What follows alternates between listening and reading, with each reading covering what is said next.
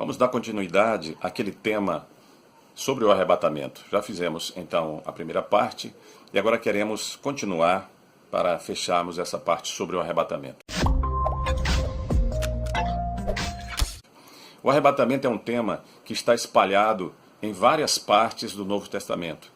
Não é um assunto que tenha apenas em um ponto, bem destacado. Não. É como um ouro granulado num grande rio, por exemplo, o grande rio Madeira da Amazônia. Então você tem que investigar bastante. E em um dos meus livros, Os 7 Quadros do Arrebatamento, lá eu discorro sobre todos esses quadros, que eu mostro como 7 quadros, mostrando os detalhes do momento, do grande evento, a situação cósmica, a preparação que o Senhor chama a atenção para ela.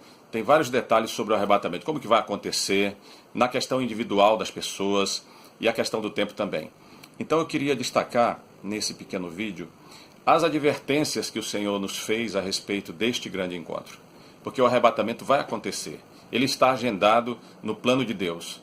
Ele está encaixado dentro de uma sucessão de acontecimentos que nós já estamos verificando essa ocorrência.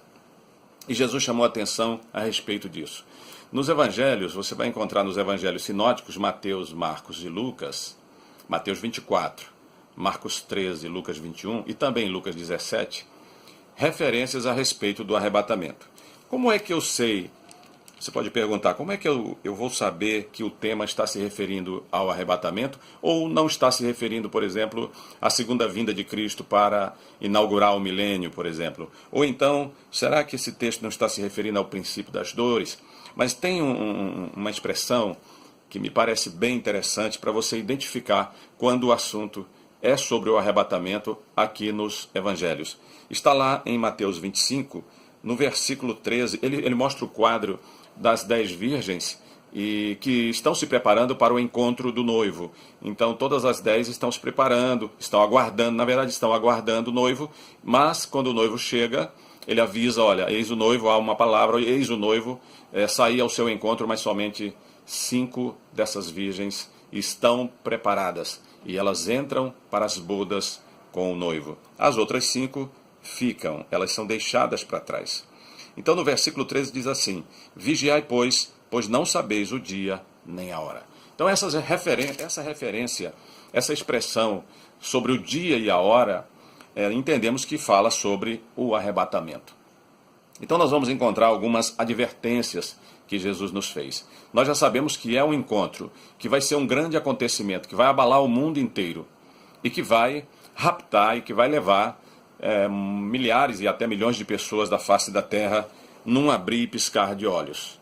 Mas Jesus fez algumas advertências. Ele falou sobre a indiferença das pessoas nesse tempo. Lá em Mateus 24, do versículo 36 ao 42, ele chama a atenção da indiferença que estará acontecendo no coração das pessoas do mundo inteiro, mas principalmente do povo dele, uma indiferença no povo dele. Diz assim, mas a respeito daquele dia e hora, ninguém sabe, nem os anjos dos céus, nem o Filho, senão somente o Pai. E ele continua, pois assim como foi nos dias de Noé, também será a vinda do Filho do Homem. Porquanto assim como nos dias anteriores ao dilúvio, comiam e bebiam, casavam e davam-se em casamento, até o dia em que Noé entrou na arca, e não o perceberam, continua o texto, senão quando veio o dilúvio e os levou a todos. Assim será também a vinda do Filho do Homem. Então, 2 estarão no campo, um será tomado e deixado o outro. 2 estarão trabalhando no moinho, uma será tomada e deixada a outra. Portanto, vigiai, diz assim o Senhor, porque não sabeis em que dia vem o vosso Senhor. Mas considerai isto, se o pai de família soubesse a que hora viria o ladrão, vigiaria e não deixaria que fosse arrombada a sua casa. Por isso, ficai também vós apercebidos, porque a hora em que não cuidais, o Filho do Homem virá. Veja que no versículo anterior ele fala do dia, né? Se o homem da casa, o dono da casa, soubesse o dia que vem o ladrão, e aqui embaixo diz assim, porque a hora em que não cuidais, o Filho do Homem virá. Então o dia e a hora. Quem é, pois, o servo fiel e prudente, a quem o Senhor confiou os seus conservos para dar-lhes o sustento a seu tempo? Bem-aventurado aquele servo, a quem seu Senhor, quando vier, achar fazendo assim. Então Jesus chamou a atenção para a indiferença das pessoas. se casando, se dando em casamento, cuidando das suas vidas e totalmente desapercebidas com relação a esta preparação. Porque se esse encontro vai acontecer, e se esse encontro vai nos levar para um tempo definitivo da nossa vida, na eternidade com o Senhor, porque lá em Tessalonicenses diz lá, e assim estaremos para sempre com o Senhor, nós temos que dar mais importância a essa preparação. Temos que dar uma importância muito grande, muito grande. Ela deve ser objeto das nossas orações. Também ele fala das distrações, são indiferenças e distrações. Lá em Lucas 21, deixa eu ver aqui.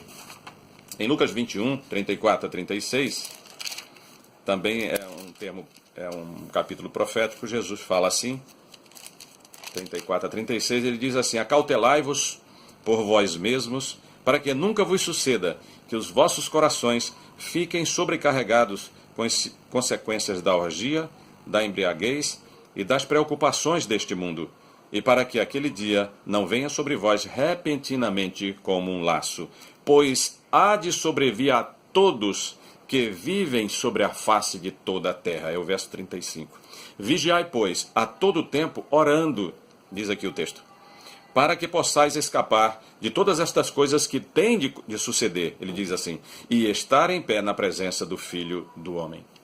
Então é preciso a gente se afastar destas coisas que nos sobrecarregam, que nos envolvem de tal maneira e nos distraem e nos deixam a par desta preparação que é importante. E diz que a gente deve se preparar orando. Será que você já orou alguma vez para estar preparado para o arrebatamento? Este é um assunto muito importante, muito relevante. E também, no texto que nós lemos também lá atrás, o Senhor, quando ele vier, ele diz assim, bem-aventurado é o servo prudente, a quem o Senhor confiou os seus conservos para dar-lhes o sustento a seu tempo. Bem-aventurado aquele servo a quem seu Senhor, quando vier, achar fazendo assim. Então aqui é um ponto importante também para a gente destacar. Nós não podemos nos deixar ficar sobrecarregados com as consequências, com as preocupações desta vida, muito menos com a orgia, com a embriaguez deste mundo, muito menos. Né? Isso aí não vai nos ajudar em nada. Mas não podemos ficar distraídos também com as preocupações da vida, das coisas do dia a dia, da família, do trabalho, do lazer. Muitas vezes a gente está muito envolvido com isso. Nós temos que nos focar. E aqui diz assim, que nós não devemos ser também como aqueles outros que dizem assim, se Jesus vai voltar, não vamos fazer mais nada. Não é isso. Também não é. Não podemos ficar nesse pessimismo ou fatalismo. Se Jesus vai voltar mesmo e nós vamos subir e viver com ele, então não vou fazer mais nada. Não. Você vai continuar o trabalho. Você vai ficar com a mão no arado. Você vai continuar cuidando da sua família. Você deve continuar a ser um exemplo, um padrão. Você deve continuar a estar na presença de Deus. Você deve continuar vivendo e se preparando como aquele que aguarda a qualquer momento o chamado do Senhor, o toque da trombeta, aquela volta que o Senhor vai realizar nas nossas vidas. Ok? Então isso aqui é muito importante. Esse aqui é o ponto fundamental. Então, cuidado com a indiferença, cuidado com a sobrecarga das coisas desta vida, cuidado com as distrações da tecnologia, de que toma tanto tempo, com as coisas da vida, do dia a dia. Nós devemos estar preparados e orando sobre todas essas coisas. Peça ao Senhor, Senhor, me ajuda a estar preparado. Mostra-me como eu devo ir corrigindo as coisas, colocando as coisas em ordem na minha vida. Vejam as coisas que têm que ser acertadas e acerte. Veja nos seus relacionamentos. Veja como você deve estar preparado. Porque se o Senhor voltar hoje, você vai estar pronto. Se o Senhor voltar amanhã, amém, você também vai estar pronto. E isso é que é importante nós destacarmos. É tempo de preparação.